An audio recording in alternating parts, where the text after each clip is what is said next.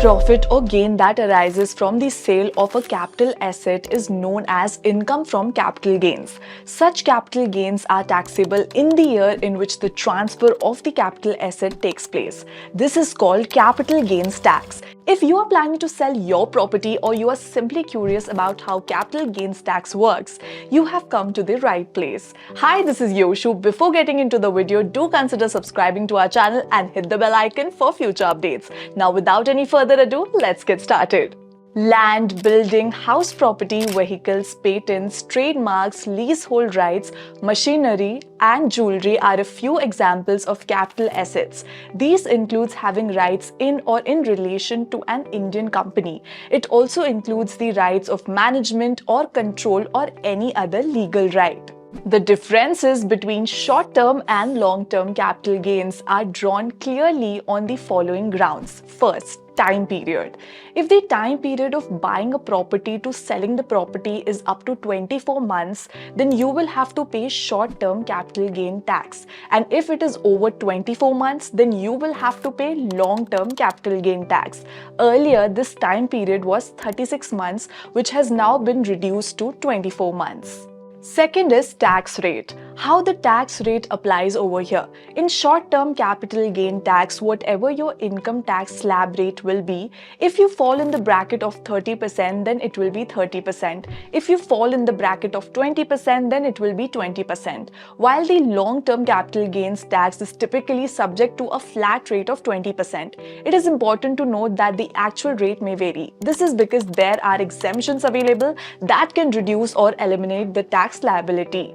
Third is indexation benefit. There is no indexation benefit in short-term capital gains tax, which means that there is no inflation benefit. In short-term capital gain, the difference between the buying and the selling price of the property will be considered as the capital gain, and the short-term capital gains tax will be applicable on it. On the other hand, if we talk about long-term capital gains tax, here you get indexation benefit. The inflated price of your asset is accounted for and removed before the capital gains are taxed.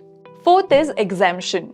You do not get any kind of exemption in short-term capital gains tax, whereas you get exemption on long-term capital gains tax. Section 54 of the capital gains tax provides exemptions for individuals and Hindu undivided families when selling residential properties and reinvesting the capital gains in certain conditions.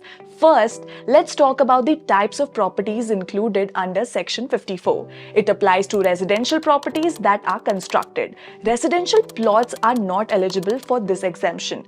The holding period for the property has recently been revised. Currently, you need to hold the residential property for a minimum of 24 months. Previously, it was 36 months. Now, let's discuss the assets that can be acquired to claim this exemption. You can invest in residential house properties. However, please remember that you can purchase or construct a maximum of 2 properties to avail of this benefit. There are specific time limits to consider for the purchase or construction of the new property. If you choose to purchase a property, you can do so within 1 year before the sale or 2 years after the sale of the original property. If you opt for construction, you have up to 3 years from the date of the sale. To claim the exemption, you need to invest the capital gains amount.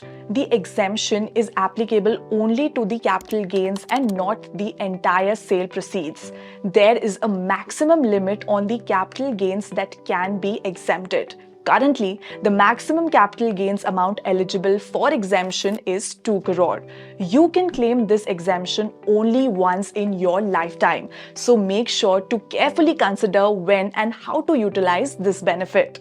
One important condition to note is that if you sell the newly acquired property within 3 years, the exemption will be reversed and you will be liable to pay capital gains tax. Lastly, where you can save your money for the exemption. To defer the payment of capital gains tax, you can utilize the capital gains account scheme. This scheme allows you to deposit the capital gains amount in a specified account until you acquire the new property.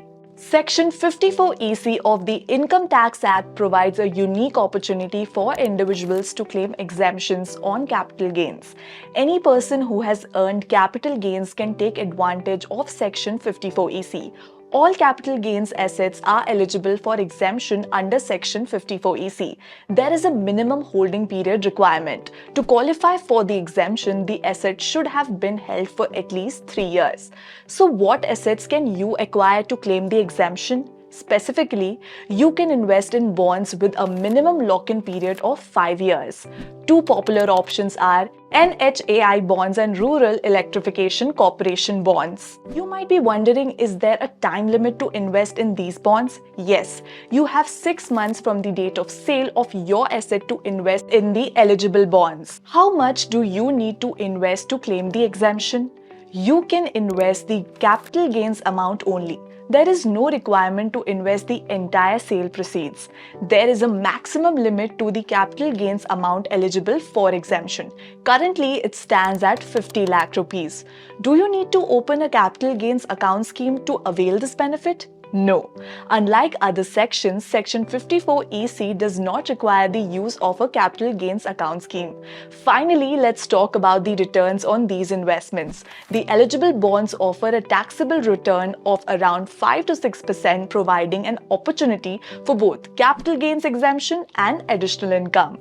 Section 54F applies to all capital assets except for house property.